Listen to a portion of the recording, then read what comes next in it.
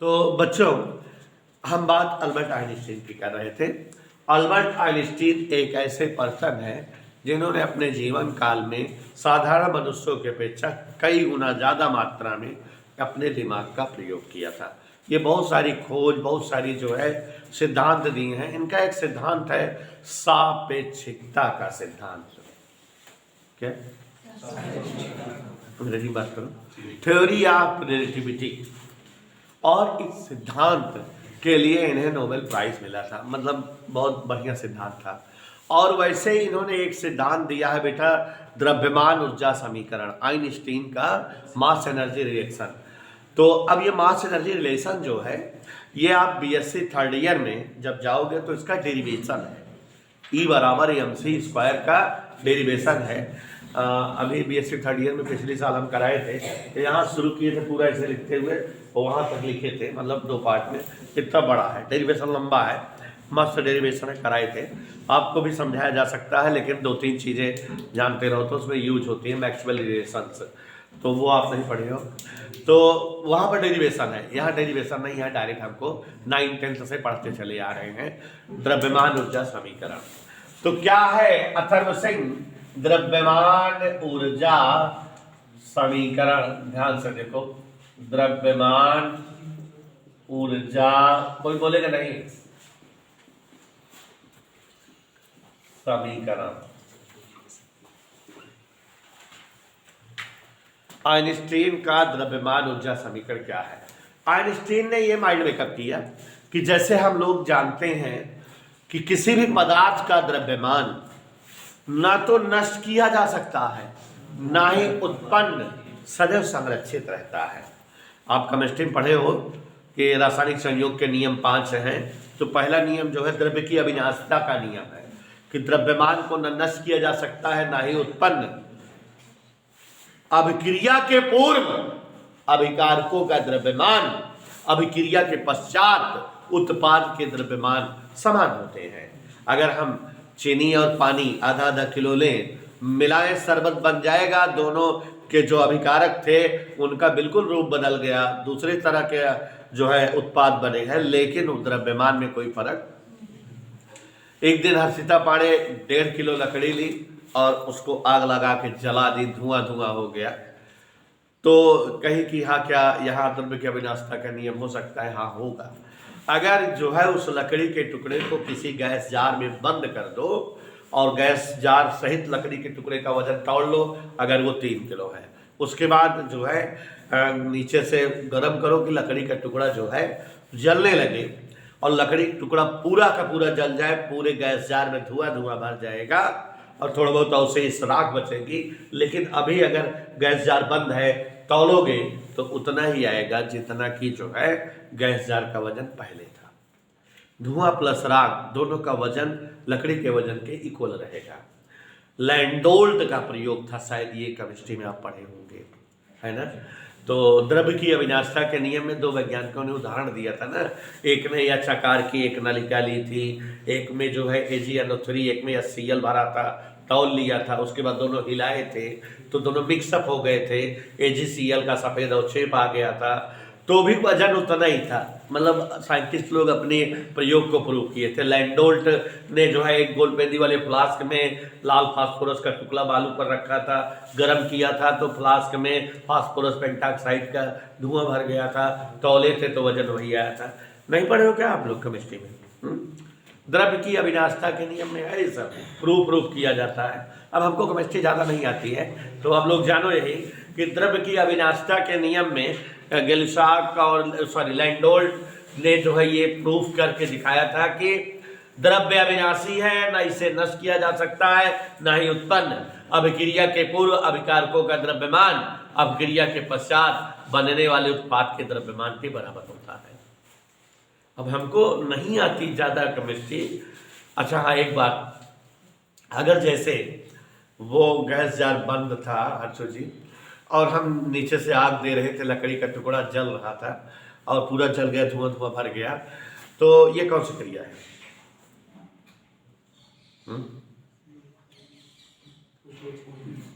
इस रिएक्शंस को कुछ नाम है क्या? ऊर्ध्वपातज कौन सी क्रिया है यार? ऊर्ध्वपातज का मतलब होता है कि जो है डायरेक्टली ठोस से द्रव को गैस बन जाना। यहाँ ऊर्ध्वपातज क्या है, पिघलते हुए जलता है। आप भंजक आसवन वगैरह पढ़े हो, क्या होता है भंजक आसवन? वायु की अनुपस्थिति में किसी पदार्थ को अगर जो है गर्म किया जाए कि वो पूरी तरह से पिघल जाए, द्रवित और गैसीय अवस्था में प्रकट हो जाए, तो यह क्रिया भंजक आसवन होती है। तो ये लकड़ी का भंजक आसवन हो रहा है देवी। और भंजक आसवन के पश्चात बहुत सारे मटेरियल मिलते हैं। आपको याद हो कि जो धुआं मिलता है उसमें कोल गैस और वाटर गैस ये होती है, और उत्पाद के रूप में कोलतार जो बचता है, और शेषी पदार्थ कोलतार जो डामल उमल होता है, इस तरह से। तो ये सब भंजक आसवन वगैरह नहीं पढ़े हो, लकड़ी का भंजक आसवन का अच्छा सब पढ़े आप? भाई केपी सर फोन कर दीजिए तो वो चला गया था। तो बाय द वे हम लोग जो है ये जानते हैं कि द्रव्य अविनाशी है, ना इसे नष्ट किया जा सकता है, ना ही जो है उत्पन्न। द्रव्यमान संरक्षण के नियम का पालन करता है। ऐसे ही धवन जी हमें ऊर्जा के बारे में भी पता है, आइंस्टीन उसको भी सोचा है कि ऊर्जा तो भी अविनाशी होती है, ना इसे नष्ट किया जा सकता है, ना ही इसे उत्पन्न एक रूप से दूसरे रूप में बदला जा सकता है। कहने का तात्पर्य है कि जो व्यवहार जो गुण द्रव्यमान दिखाता है, वही व्यवहार वही गुण ऊर्जा दिखाती है। द्रव्यमान और ऊर्जा दोनों के दोनों संरक्षण नियम का पालन करते हैं, दोनों ही अविनाशी हैं। इसका मतलब दोनों एक ही चीज के दो अलग अलग रूप हैं, दोनों एक ही जैसा व्यवहार करते हैं, एक ही खानदान से निकल कर आए हैं। रामलाल श्यामलाल दोनों एक ही खानदान से आए, तब एक जैसे कलर में आए, एक जैसे साइज में आए। नटुल्ला नटुल्ला गोल गोल ना, एक मतलब सूर्यमुखी है दोनों जने, एक जगह से आए। तो इस तरह से जो है बता रहे थे कि द्रव्यमान और ऊर्जा दोनों संरक्षण नियम का पालन करते हैं, अर्थात दोनों अविनाशी हैं, दोनों जो है एक ही पदार्थ के दो अलग अलग रूप हैं। और इसलिए आइंस्टीन ने यह पता लगाया कि द्रव्यमान को ऊर्जा में और ऊर्जा को द्रव्यमान में परिवर्तित किया जा सकता है। और उन्होंने तमाम प्रयोग किया, द्रव्यमान को ऊर्जा में बदलने का बहुत सारा प्रयोग किया, ऊर्जा को द्रव्यमान में बदलने का बहुत प्रयोग किया, और फिर एक संबंध या एक सूत्र स्थापित कर लिया जिसके द्वारा द्रव्यमान से ऊर्जा और ऊर्जा से द्रव्यमान की प्राप्ति की मात्रा का पता किया जा सकता है। आइंस्टीन ने कैलकुलेशन के उपरांत शोध के रूप में बताया कि यदि कभी किसी पदार्थ का अल्प द्रव्यमान डेल्टा एम ऊर्जा में बदलता है तो प्राप्त ऊर्जा डेल्टा एम इंटू सी स्क्वायर होती है। ये आइंस्टीन ने कैलकुलेशन के पश्चात द्रव्यमान और ऊर्जा में एक समीकरण स्थापित किया।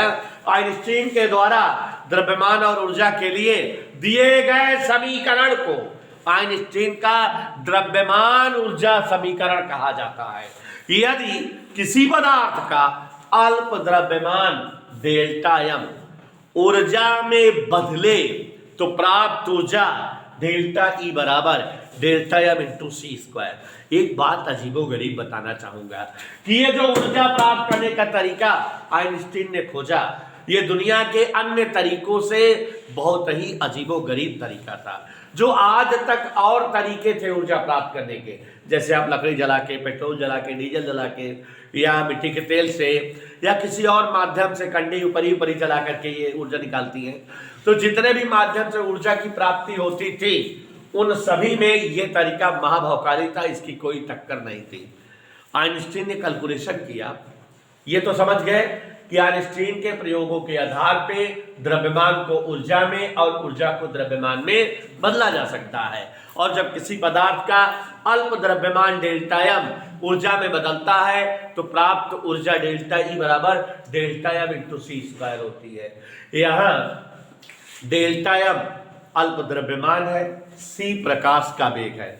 आइंस्टीन ने यह कैलकुलेट किया कि अगर इस तरीके से ऊर्जा बदली जाए, ऊर्जा प्राप्त की जाए, तो बहुत अपार मात्रा में ऊर्जा मिलती है, जिसका कोई जो है तोड़ नहीं है, जोड़ नहीं है। अब आप समझो कि द्रव्यमान से ऊर्जा बना रहे हैं, अगर हम थोड़ा सा द्रव्यमान ले लें, कितना देखान तो बच सकते, थोड़ा सा द्रव्यमान मतलब माछिक मूड़ के बराबर द्रव्यमान ले लें।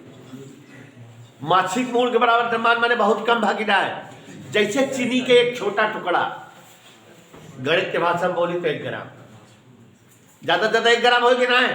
माछिक मूड़ कितने वजन को होते? 1 ग्राम को होते भाई, 1 ग्राम तो होता है मुड़वा काट के तौला मछलिया का। और या चीनी का एक छोटा टुकड़ा माने बहुत अल्प द्रव्यमान होता होगा कि नहीं। तो 1 ग्राम द्रव्यमान चलो देखा जाए अगर जो है ऊर्जा में बदले तो कितनी ऊर्जा मिले। यदि किसी पदार्थ का अल्प द्रव्यमान बोले तो माछिक मूड़ के बराबर या अरसलान एक चीनी टुकड़े के बराबर, अरसलान 1 ग्राम द्रव्यमान के बराबर है ना। तो अगर 1 ग्राम द्रव्यमान ऊर्जा में बदले तो प्राप्त ऊर्जा डेल्टा ई बराबर, मिश्रा जी डेल्टा एम की जगह क्या लिखेंगे? 1 ग्राम। सी की जगह क्या लिखेंगे? यकीन करो मेरा 1 ग्राम को 1 × 10⁻³ 3 3 का 9 × 10⁻16 9 × 10⁻13। तो जब 1 ग्राम द्रव्यमान मतलब अल्प द्रव्यमान ऊर्जा में बदला तो 9 × 10⁻13 जूल ऊर्जा बनवा तैयार हो गया। अब 10⁻13 का हुआ 1 घात रहत इकाई, 2 घात रहत दहाई, सैकड़ी, हजार, 10,000, 10,000, लाख, 10 लाख, करोड़, 10 करोड़, अरब, 10 पे अरब हो गया, 10 अरब, खरब, 10 खरब, मतलब 90 खरब जूल ऊर्जा मिली। अरे बाप रे, 1 ग्राम मात्रा अगर द्रव्यमान के ऊर्जा में कन्वर्ट की जाता तो 90 खरब जूल ऊर्जा प्राप्त होती है, जो ऊर्जा अपार मात्रा में होगी, जो अरबों टन कोयला जलाते तो मिलती। अगर जो है अरबों टन कोयला जलावा जात तो उतना ही ऊर्जा मिलत जितना कि मात्र 1 ग्राम द्रव्यमान का ऊर्जा में बदले से ऊर्जा मिलता। तो जब हम किसी पदार्थ की मात्र 1 ग्राम द्रव्यमान को ऊर्जा में परिवर्तित करें तो इतनी अधिक मात्रा में ऊर्जा मिलती है, 90 खरब जूल ऊर्जा मिलती है, जो अरबों टन कोयले को जलाने से प्राप्त ऊर्जा के समतुल्य होती है। इस ऊर्जा को अगर साइंटिस्ट कैलकुलेशन करेंगे, इस ऊर्जा को अगर हम बुलाई कि ट्रेन का दह दी या बेटा चलता है ऐस कर, तो अगर किसी ट्रेन को इतनी ऊर्जा दे दी जाए तो वो ट्रेन बिना रुके 24 घंटा लगातार 75 किलोमीटर प्रति घंटा के स्पीड से 10 साल तक चलत रहे। माने ये ऊर्जा इतनी ज्यादा ऊर्जा है कि जो अरबों टन जो है कोयले को जलाने से मिलती होगी उतनी ऊर्जा के बराबर है। इसकी जो है मात्रा को ऐसे समझिए कि अगर इतनी मात्रा की ऊर्जा कोई ट्रेन पा जाती है तो 75 किलोमीटर प्रति घंटा की स्पीड से 10 वर्ष तक 24 घंटा बिना रुके चल सकती है। इतनी ज्यादा मात्रा में ये ऊर्जा है। तो कहने का मतलब बस इतने है कि अगर द्रव्यमान से ऊर्जा बनाई जाती है तो बहुत ज्यादा मात्रा में ऊर्जा मिल जाती है। ये 1 ग्राम की कहानी नहीं, तो अगर 1/8 किलो द्रव्यमान का ऊर्जा बदल देगी तो इतना ऊर्जा बन जाए कि 5-7 जिला उड़ा देगा बचपन के।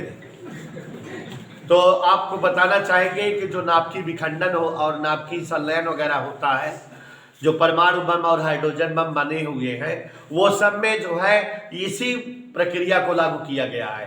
द्रव्यमान से ऊर्जा बनाई गई है, इतना अपार मात्रा में ऊर्जा होती है कि जो विध्वंसकारी होती है। भयानक ध्वनि ऊर्जा और भयानक उष्मीय ऊर्जा बनती है कि आसपास का ताप करोड़ों केल्विन हो जाता है। कितना? अब जैसे देखा गर्मी लगा था विक्रांता, यकीन माना 40 डिग्री सेंटीग्रेड टेम्परेचर जो दिन रहा था वह दिन मैंने सब टपा लगा दी, वहां बहुत गर्मी है। और 100 हो जाए तो खौले लागत जाए, 150 हो जाए शरीर के रक्त तो सब उबले लागे, चमड़ी उबड़ी जले लागे। हाँ, अगर 1000 पहुंच जाए तो मनई पेड़ पौधा सब बचिए, सब जल जाएंगे। 1000 टेम्परेचर में सब टहक जाएंगे, लोहा सोहा सब पिघल जाए, जब चारों कत्ती के लिए सब पिघले लागे, आ गए आप चारों कत्ती दिखाए 1000 1 लाख हो जाए तब ज्वालामुखी बन जाए, अब करोड़ हो जाए तब भोइया पिघल जाए, जमीनिया मिनिया करोड़ हो जाए तब सोच ही नहीं सकते। तो जहां परमाणु बम विखंडन होता है देवियों, वहां करोड़ों केल्विन का टेम्परेचर 10⁻⁷ के कोटि का टेम्परेचर बन जाता है। और इसलिए वहां तक जो है इस तरह का भयानक परिवर्तन होता है कि जीन्स परिवर्तित हो जाते हैं। 10-12 साल लड़कियां लूला लगड़ा पैदा होते हैं। जापान में वो जो है हिरोशिमा नागासाकी में परमाणु बम गिराया गया था, तो वहां जो है अभी तक जीन्स में परिवर्तन है, पेड़ पौधे टेढ़े मेढ़े बनते हैं। वहाँ जो है निवासी वहाँ के हैं, जो पीढ़ी दर पीढ़ी वहाँ बचे हुए हैं, उनके जीन्स पर जो है वो चेंज हो गए हैं। पता लग क्योंकि गोड़ एस्ट पैदा हुई है, क्योंकि मुंह टेढ़ा पैदा हुई है, क्योंकि एक आँखी वाले पैदा, मतलब ऐसे ही तो इस तरह से हम बता रहे थे कि अगर जो है द्रव्यमान से ऊर्जा गेन की जाती है तो द्रव्यमान से ऊर्जा बहुत ज़्यादा मात्रा में प्राप्त होती है।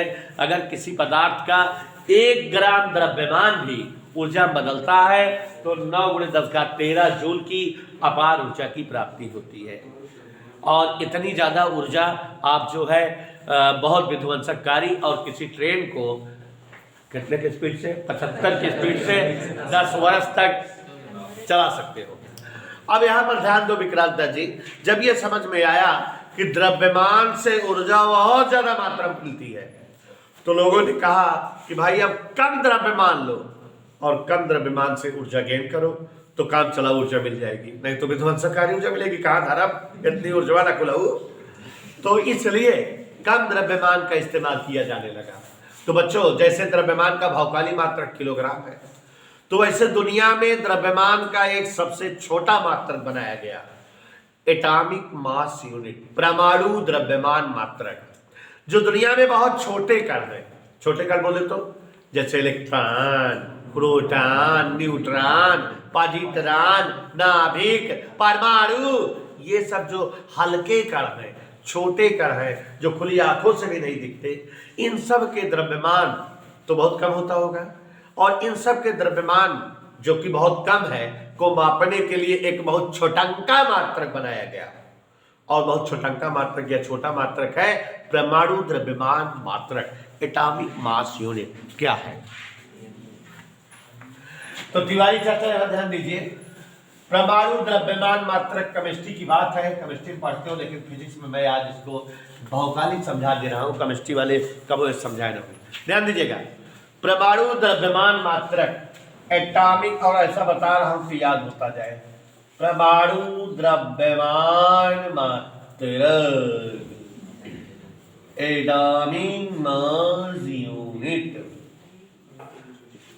ध्यान दो, एटॉमिक मास यूनिट विक्रम परमाणु द्रव्यमान मात्रक अत्यंत हल्के कणों, नाभिक, परमाणु, इलेक्ट्रॉन, प्रोटॉन, न्यूट्रॉन, अल्फा कण इत्यादि का द्रव्यमान मापने का मात्रक परमाणु द्रव्यमान मात्रक होता है।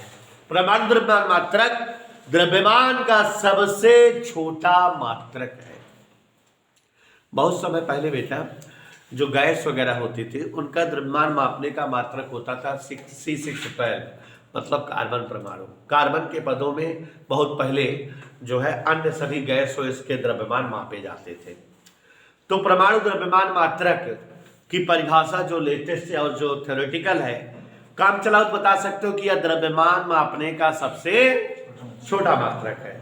अत्यंत छोटे कणों का द्रव्यमान परमाणु द्रव्यमान मात्रक AMU में नापा जाता है। लेकिन इसकी परिभाषा बीना मिश्रा क्या है?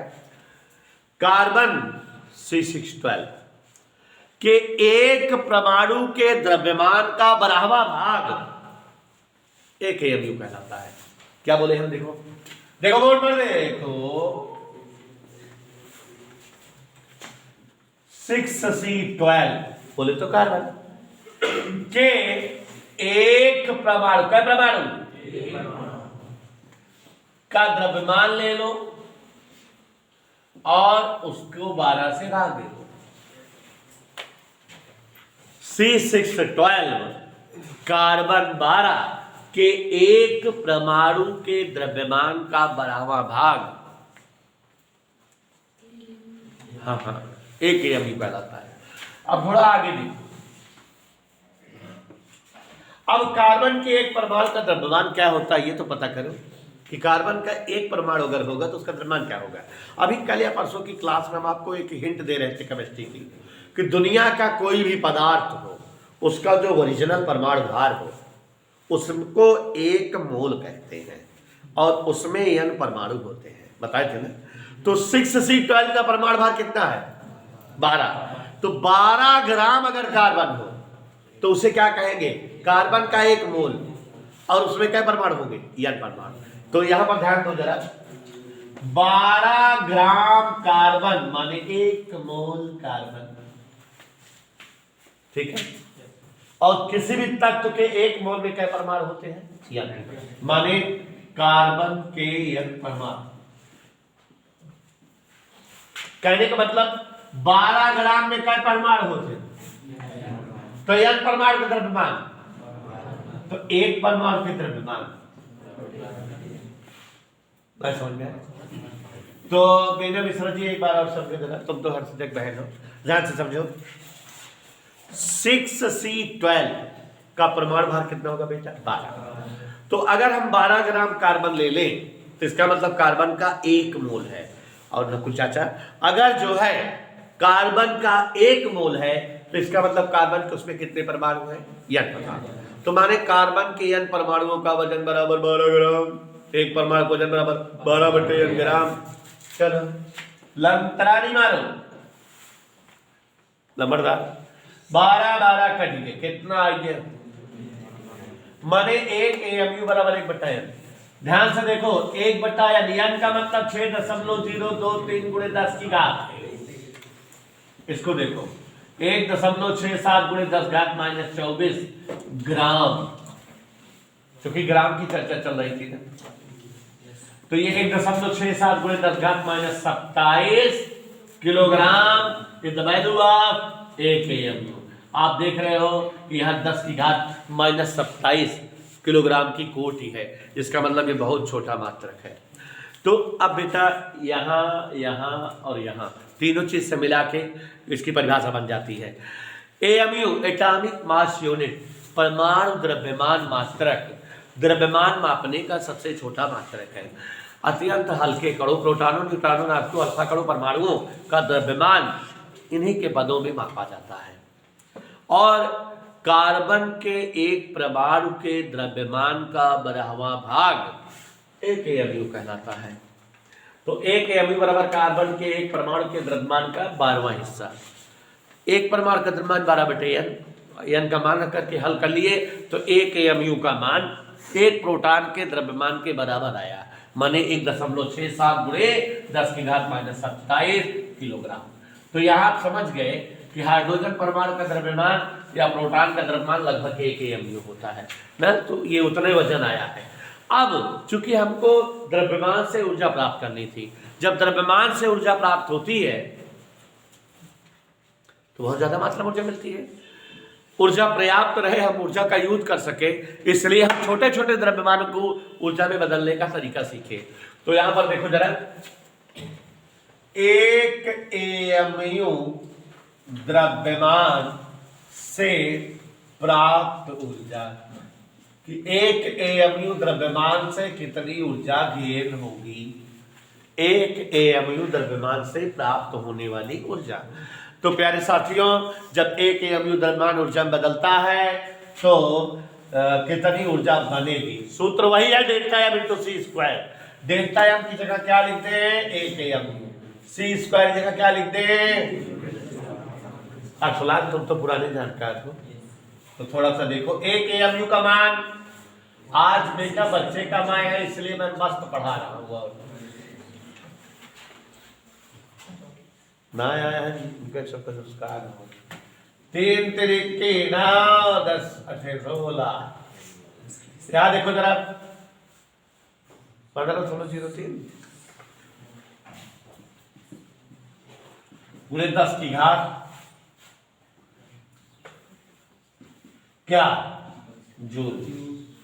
अगर हम बच्चों इसको जो है, चूंकि ऊर्जा का भी सबसे छोटा मात्रक पता है इलेक्ट्रॉन वोल्ट, इसको हम इलेक्ट्रॉन वोल्ट से भाग दे दें। किससे भाग दे दें? तो ये भाग देंगे तो आ जाएगा 9.31 गुणे 10 की घात 6 इलेक्ट्रॉन वोल्ट, जिसको हम लिख सकते हैं कैसे 931 एमईबी।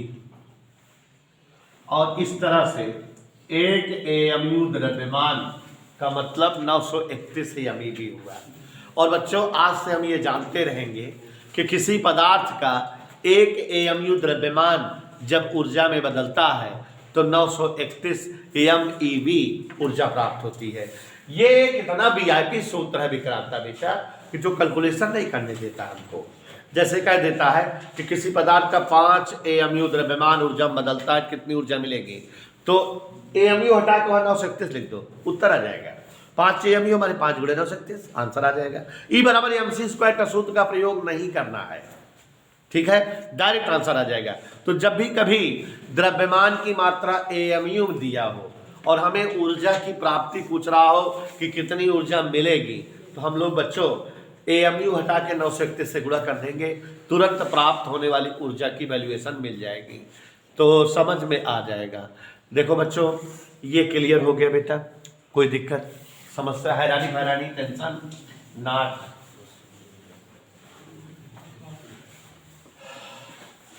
कैलकुलेशन में एएमयू का विधिवत प्रयोग है। इस लेसन में जो ज़्यादा महत्वपूर्ण है वो सवाल आती है, एक सवाल आती है बस, तो वो है नाभ की ऊर्जा, बंधन ऊर्जा वगैरह निकालने का।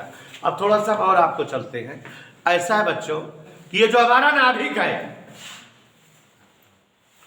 नाभिक के भीतर कई प्रकार के कणों की खोज हुई है और जो कण किलोमीटर जी नाभिक के भीतर होते हैं उन्हें चुप्पे से कह दिया गया है न्यूक्लियन। नाभिक के भीतर पाए जाने वाले कणों को न्यूक्लियन कहा जाता है। Proton, neutron, anti proton, anti neutron, positron, neutrino, anti neutrino, meson, plus pi meson, minus pi meson are the हम जने कथा बात है यही जो है हमारे नाभिकीय कण है, माने न्यूक्लियन है। तो आप लोग तो केमिस्ट्री में सुने होंगे, इनका सबका नाम नहीं सुने हो। नाभिक के भीतर 12-13 प्रकार के कण पाए गए हैं, खोज होती जा रही है, एक एक साइंटिस्ट खोजते हैं तो उनका नाम पड़ जाता है। तो नाभिक के भीतर पाए जाने वाले anti proton, anti neutron, proton, neutron, neutrino, pi meson, plus pi meson, minus pi meson, है ना, बहुत सारे और भी हैं जिनका नाम हम नहीं ले रहे हैं। तो ऐसे बहुत सारे जो है कण हैं जो नाभिक के भीतर पाए जाते हैं। आज मैं आपको एक वीआईपी कण से मिलाता हूँ, संदीप के जो है दोस्त हैं। अगर नाभिक के भीतर कोई ऐसे 2 कण पाए जाएं जो समान द्रव्यमान के हो, समान आवेश के हो, किंतु विपरीत प्रकृति के हो, समान आवेशी परिमाण किंतु विपरीत प्रकृति वाले नाभिक के ऐसे कण जो परस्पर मिलकर एक दूसरे को स्वाहा कर दें, एक दूसरे के प्रतिकण या एंटी कण कहलाते हैं। नहीं समझे? अगर ऐसे कोई कण हो जो समान आवेशी परिमाण के हो, 10 कूलम आवेश युग्मा सर्गे के 10 कूलम युग्म है, लेकिन एक वो बोलो देखो विपरीत प्रकृति क्या है, और दोनों को मिला जाए तो दोनों एक दूसरे के द्रव्यमान का नष्ट कर दे, एक दूसरे के अस्तित्व के समाप्त कर दे। ऐसे कण एक दूसरे के एंटी कण या प्रतिकण कहलाते हैं। नहीं समझे? फिर से सुनो। समान आवेशी परिमाण किंतु विपरीत प्रकृति के नाभिक के ऐसे सभी कण या ऐसे न्यूक्लियन जो परस्पर मिलकर एक दूसरे का अस्तित्व समाप्त कर दे, एक दूसरे के प्रतिकण या एंटी कण कहलाते हैं। जैसे प्रोटॉन और एंटी प्रोटॉन, ये एक दूसरे के एंटी कण हैं, समान आवेशी प्रवृत्ति और विपरीत आवेशी नेचर के हैं। दोनों अगर मिला दिए जाएं तो दोनों एक दूसरे को सोहा कर देंगे। Neutron anti neutron, electron positron, ठीक है। Neutrino anti neutrino, plus pi के साथ माइनस पाई के साथ, ये जो जोड़े हुए कणों का नाम ले रहे हैं एक दूसरे के प्रतिकण या एंटी कण कहलाते हैं। तो बच्चों जब कभी दो प्रतिकण मिलते हैं क्या, तो एक दूसरे को नष्ट कर देते हैं। लेकिन यहां होता क्या होगा, एक दूसरे को नष्ट करते माने एक दूसरे में तो द्रव्यमान रहा होगा ना, द्रव्यमान तो नष्ट होता नहीं, तो एक दूसरे का द्रव्यमान पूरी तरह से ऊर्जा में बदल करके हमें प्राप्त होता है। तो बच्चों ये रिएक्शन हम लोगों को 2 नंबर का क्वेश्चन आता है एग्जाम में पढ़ने को पूछा जाता है, ध्यान से सुनो।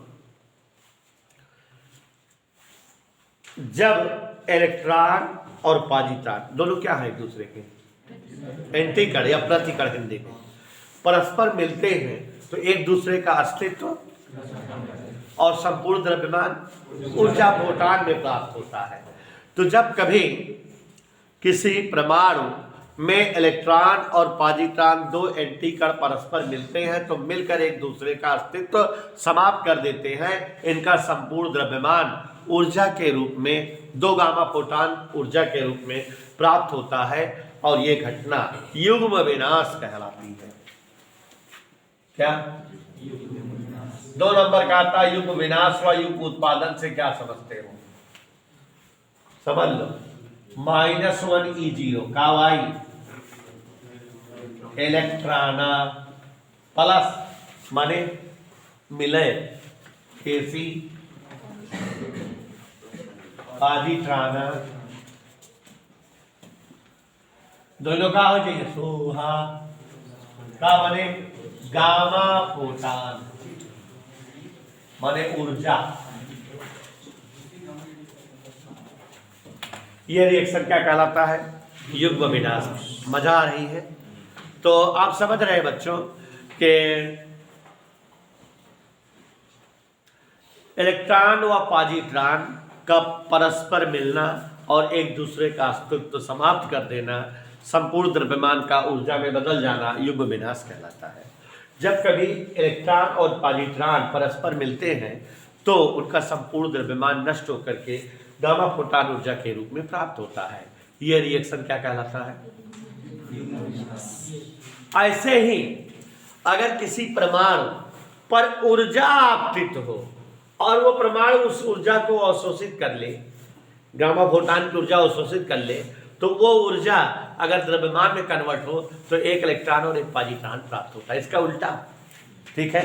तो जब 2 गामा फोटॉन, क्या गामा फोटॉन, गामा फोटॉन की ऊर्जा या चुनियो किसी परमाणु सतह पर आपतित हो और परमाणु उस ऊर्जा को अवशोषित कर ले और इस कारण परमाणु के भीतर एक इलेक्ट्रॉन और एक पॉजिट्रॉन बन जाए तो यह क्रिया युग्म उत्पादन कहलाती है। दोनों एक दूसरे के उल्टे रिएक्शन है कि नहीं, बता लोगे कि नहीं, हमको बताओ, बता लोगे ना। तो जब कभी किसी परमाणु पर, बोलो, जब कभी किसी परमाणु पर 2 गामा फोटॉन बराबर ऊर्जा आपतित हो और परमाणु इस ऊर्जा को अवशोषित कर ले और परमाणु में एक इलेक्ट्रॉन और एक पॉजिट्रॉन का निर्माण हो जाए तो इस प्रकार की घटना को युग्म उत्पादन कहा जाता है। ये युग्म विनाश है और ये इस तरह से बदतमीजों आप लोग समझ रहे हो मूर्खों कि ये युग्म उत्पादन है और ये युग्म विनाश है।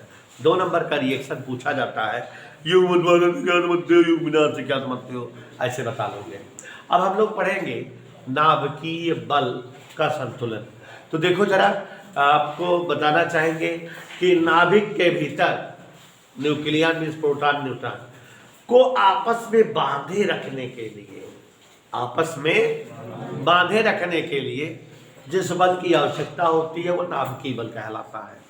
नाभिकीय बल के बारे में नाभिक की संरचना वाले लेसन में पढ़ाया था कि अगर कोई नाभिक में प्रोटॉन और न्यूट्रॉन की संख्या में 1:1 का अनुपात है तो उसमें नाभिकीय बल प्रभावी होता है, और वो नाभिक स्थायी नाभिक होते हैं, वो कभी टूटते नहीं हैं। लेकिन अगर नाभिकीय न्यूक्लियन संख्या में अनुपात 1:1 से हट जाता है, अलग हो जाता है, तो नाभिकीय बल कमजोर पड़ जाता है और फिर वो नाभिक टूटने लगते हैं, अस्थायी नाभिक हो जाता है, टूटते हैं, नाभिकीय बल कमजोर हो जाता है। यहाँ पर मैं एक अजीब बात बताना चाहूँगा, आप ध्यान से सुनिएगा, मजा आ रही होगी सब चीज़ पढ़ने में। जैसे बिना मिश्र तो ही सुनो, जैसे तो का सबका हम 100 ग्राम के झोला दे दे, शुद्ध रहे ना, भुलाया थे, पूछा बताया 100 ग्राम के झोला दे दी हैं, और गया बाजार 5 किलो आलू खरीदा झोला में अंदर, फिर 3 किलो टमाटर खरीदा झोला में अंदर, तो अब 2 मटेरियल खरीदे कि ना, आलू टमाटर, और झोला जाए तौला। निश्चित तौर पे तोरे दिमाग में बात आवे चाहिए, झोला के वजन कितना आवे चाहिए, 8 किलो से ज्यादा आवे चाहिए, रह चाहिए ना, 8 किलो 100 ग्राम रह चाहिए, 8 किलो से ज्यादा रह चाहिए, पक्का पक्का ना। 5 किलो आलू खरीदे और 3 किलो टमाटर और डाल दिया झोलवा में, झोलवा में 2 चीज डाले ही हम जानते ही काव रहन कितना कितना रहन है, ती तो फिक्स है यार राजू कि झोलवा का वजन 8 किलो रह चाहिए ना। लेकिन हमारे परमाणु के साथ बड़ी गड़बड़ झाला। परमाणु एक तरफ जानला झोला है, उसके अंदर नाभिक है, नाभिक में आलू और टमाटर धरते ही, अगर मैं वही जो है 5 किलो आलू धर दी, 3 किलो टमाटर, 5 किलो प्रोटॉन, 3 किलो न्यूट्रॉन, परमाणु रूपी झोले में प्रोटॉन रूपी 5 किलो आलू और 3 किलो न्यूट्रॉन रूपी टमाटर धर दिए, और परमाणु तौलबिया तो 7 किलो ठहरे, 6 किलो ठहरे। ले माने जितना मटेरियल धरे उसी वजन और कम प्राप्त होता बा, जबकि ऐसा हो सका था, संभव है ना, संभव ना, लेकिन परमाणु में है कि परमाणु के जो साइंटिस्ट लोग हैं देखें कि एक परमाणु में 8 न्यूट्रॉन रहन, 6 प्रोटॉन रहे, ओका तौले 14 किलो आए, लेकिन जब परमाणु तौले लगे तो 12-13 किलो निकलत रहन।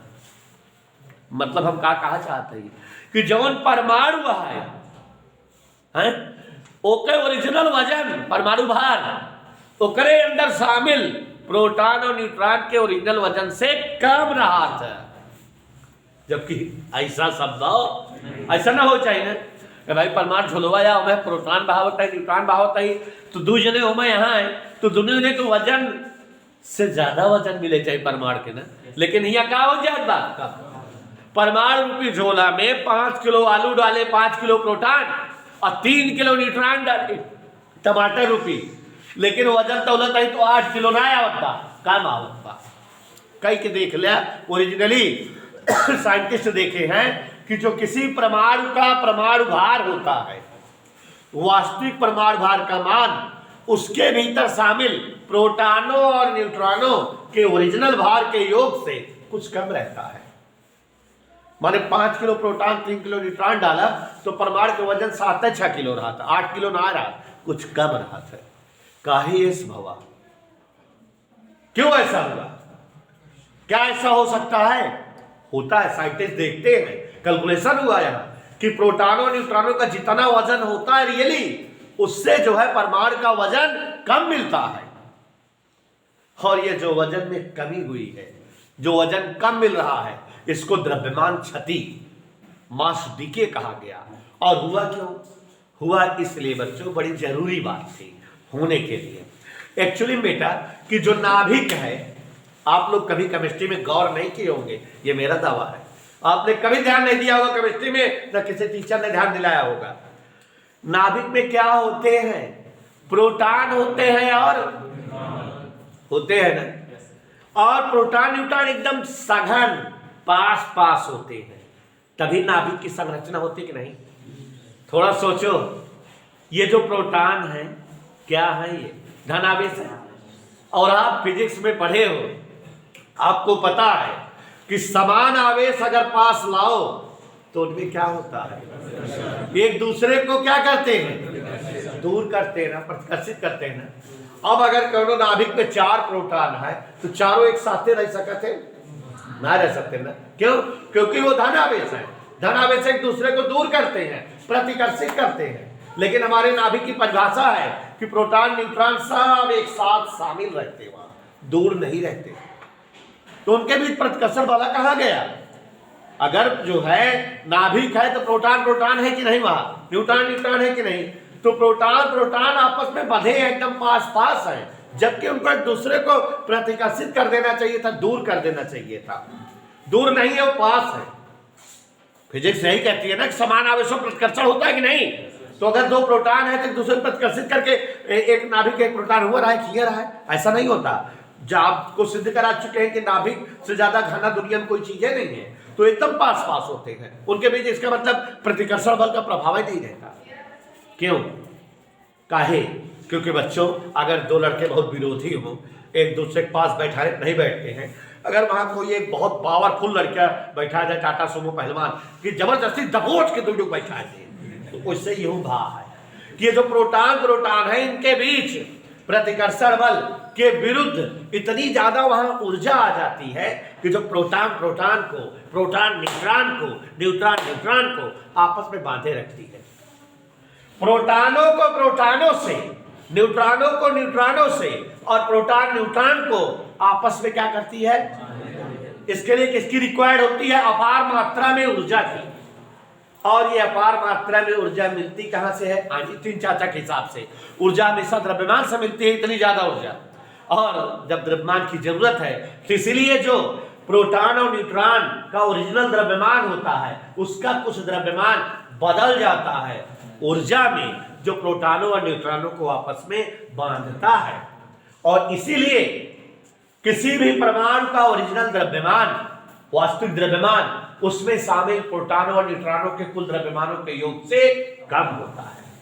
मतलब अगर हम 5 किलो प्रोटॉन ले ली, 3 किलो न्यूट्रॉन, और अगर परमाणु के भीतर रखी, तो जब 8 किलो बनत बा, में कुछ वजन, 1 किलो वजन मान लिया, ऊर्जा बदल जाता है। कहता बिना प्रोटॉन न्यूट्रॉन के बांधे रखे बिना, प्रोटॉन न्यूट्रॉन का एक दूसरे के पास करे बिना, और यह लिए शामिलात वजन 8 किलो बजाय 7 किलो दिखाए, 6 किलो दिखाए, 6.5 किलो दिखाए, 7 किलो दिखाए, कम दिखाए ओरिजिनल द्रव्यमान से। तो बच्चों आप समझ गए कि किसी नाभिक के प्रोटॉनों और न्यूट्रॉनों को आपस में बांधे रखने के लिए ऊर्जा की आवश्यकता होती है। और वह ऊर्जा जो किसी नाभिक के प्रोटॉनों न्यूट्रॉनों को आपस में बांधे रखती है, उस ऊर्जा को बंधन ऊर्जा कहा जाता है। और ये बंधन ऊर्जा मिलती है द्रव्यमान क्षति से। द्रव्यमान क्षति क्या बताए कि किसी नाभिक का वास्तविक द्रव्यमान नाभिक के भीतर स्थित प्रोटॉनों न्यूट्रॉनों के द्रव्यमानों के योग से कम होता है। जितना कम होता है वही जो है क्या है, द्रव्यमान क्षति। मैथ की भाषा में द्रव्यमान क्षति कैसे जानोगे? द्रव्यमान क्षति बराबर समस्त प्रोटॉन का द्रव्यमान प्लस समस्त न्यूट्रॉन का द्रव्यमान माइनस नाभिक का द्रव्यमान।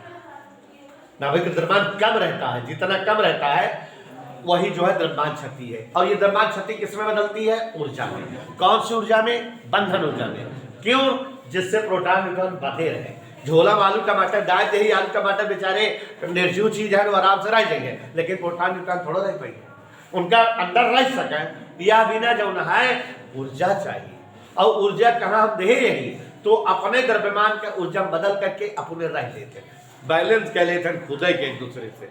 जैसे केमिस्ट्री कुछ रिएक्शन होता है कि रिएक्शन होता है तो हमें कुछ रिएक्शन अपने आप स्वतः हो जाता है और तेज करा बिना, स्वप्रेरणा क्रियाएं जो होती हैं। तो वैसे यहाँ भी तो किसी भी परमाणु का वास्तविक द्रव्यमान परमाणु के प्रोटॉनों और न्यूट्रॉनों के द्रव्यमानों के योग से जितना कम होता है, वही द्रव्यमान की कमी द्रव्यमान क्षति कहलाती है। और द्रव्यमान क्षति ऊर्जा में बदलती है जो नाभिक के प्रोटॉनों और न्यूट्रॉनों को आपस में बांधे रखने के लिए आवश्यक होती है। यहाँ पर ध्यान देने योग्य बात है, दो विरोधी बात। बंधन ऊर्जा की परिभाषा दो तरफ दी जाती है।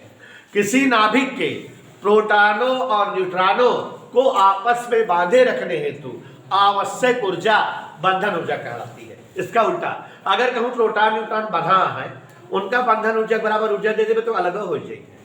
मतलब बंधन ऊर्जा की परिभाषा किस तरह से, किसी नाभिक के प्रोटॉनों और न्यूट्रॉनों को आपस में बांधे रखने हेतु आवश्यक ऊर्जा अथवा प्रोटॉनों न्यूट्रॉनों को बंधन मुक्त कर देने हेतु आवश्यक ऊर्जा बंधन ऊर्जा कहलाती है।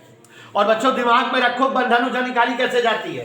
पहले द्रव्यमान शक्ति निकालेंगे, माने जैसे कोई सवाल दे देगा तो उसमें प्रोटॉन द्रव्यमान दिया रहेगा, न्यूट्रॉन द्रव्यमान दिया रहेगा, नाभिक का द्रव्यमान, कहेगा बंधन ऊर्जा निकालो, तो क्या करोगे, पहले प्रोटॉन और न्यूट्रॉन द्रव्यमान जोड़ दोगे, जो सही द्रव्यमान होना चाहिए, इसको सैद्धांतिक द्रव्यमान, कैलकुलेटेड मास, यम सफिक्स सी कहते हैं। और जो नाभिक का वास्तविक द्रव्यमान है, यम सफिक्स आर, रियल द्रव्यमान, दोनों का अंतर निकालोगे तो क्या पता लग जाएगी, द्रव्यमान सारणी डेल्टा एम।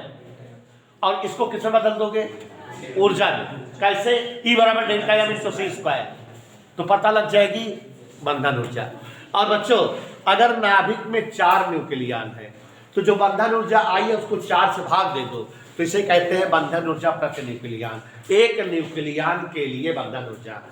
तो किसी नाभिक की बंधन ऊर्जा और समस्त न्यूक्लियनों की संख्या का अनुपात बंधन ऊर्जा प्रति न्यूक्लियन कहलाता है। नाभिक की बंधन ऊर्जा बटे न्यूक्लियनों की संख्या। तो आप समझ रहे हैं कि बड़ा इंटरेस्टिंग लेसन है, आगे और इंटरेस्टिंग होने वाला है।